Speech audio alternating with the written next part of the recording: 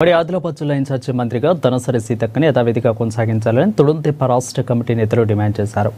ఆదివారం స్థానిక కొమరం భీం కాలనీలో ఆదివాసులతో కలిసి సమావేశం ఏర్పాటు చేశారు. ఇక ఆదివాసీ మహిళల జిల్లా ఇన్ఛార్జిగా మంత్రిగా ధనసరి సీతక్క రాజకీయాల్లో అన్ని వర్గాల ప్రజలతో మమేకమై వారి మన్ననలను పొందుతున్నారని తుడుంతెప్ప రాష్ట్ర వర్కింగ్ ప్రెసిడెంట్ గోడం గణేష్ అన్నారు.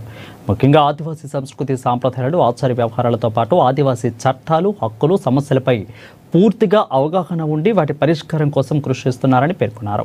జిల్లా ఇన్ఛార్జి మంత్రిగా సీతక్కను మార్చడం ఆదివాసీలను అవమానపరచడమే అవుతుందని అన్నారు.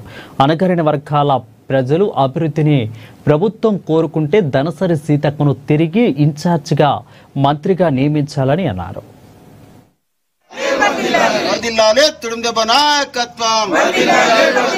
జై ఆదివాసీ. ప్రభుత్వం సీతక్కను ఉమ్మడి ఆదిలాబాద్ జిల్లా మంత్రిగా ఉంచాలి. ప్రభుత్వం సీతక్క గారిని ఉమ్మడి ఆదిలాబాద్ జిల్లా మంత్రిగా ఉంచాలి. జై ఆదివాసీ.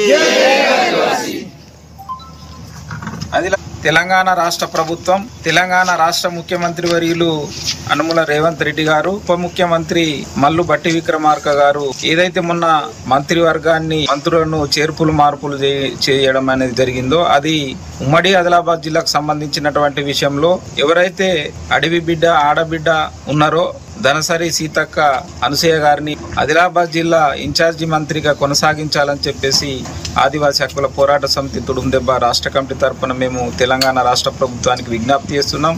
ఎందుకంటే వల్ల ఆడబిడ్డ అడవి బిడ్డ ఆదివాసీల ఆశాజ్యోతి అయినటువంటి ధనసరి సీతక్క అలియాస్ అనసూయ గారు దాదాపు చాలా సంవత్సరాల నుండి కూడా ఇక్కడ ఉన్నటువంటి అన్ని వర్గాల ప్రజలతోటి ఆదివాసీలతోటి ఆదివాసీల సంస్కృతి సాంప్రదాయాలు హక్కులు చట్టాలుతో పాటు బడుగు బలహీన వర్గాల అభివృద్ధి కోసం అరినాశలు కృషి చేస్తూ అన్ని వర్గాల మన్నలను పొందుతూ వల్ల ఉమ్మడి ఆదిలాబాద్ జిల్లాను అభివృద్ధికి అంతో ఇంతో కృషి చేస్తున్నటువంటి సందర్భంలో ఈ రకంగా ఉమ్మడి జిల్లా ఇన్ఛార్జి మంత్రిని తొలగించి వేరే జిల్లాకి ఇవ్వడం చాలా ఆదివాసీలను బాధించినటువంటి విషయం. కాబట్టి అందరికీ వల్ల సీతక్క గారు ఒక ఆదివాసీలే కాకుండా అన్ని వర్గాల ప్రజలకు వల్ల న్యాయం చేస్తూ అన్ని వర్గాల ప్రేమ ఆప్యాయతలను పొందుతూ ముందుకు పోతున్నటువంటి తరుణంలో ఇవాళ సీతక్క గారిని ఈ రకంగా నిజామాబాద్ జిల్లా ఇన్ఛార్జిగా మంత్రిగా వేయడం చాలా బాధాకరం. కాబట్టి తెలంగాణ రాష్ట్ర ప్రభుత్వం,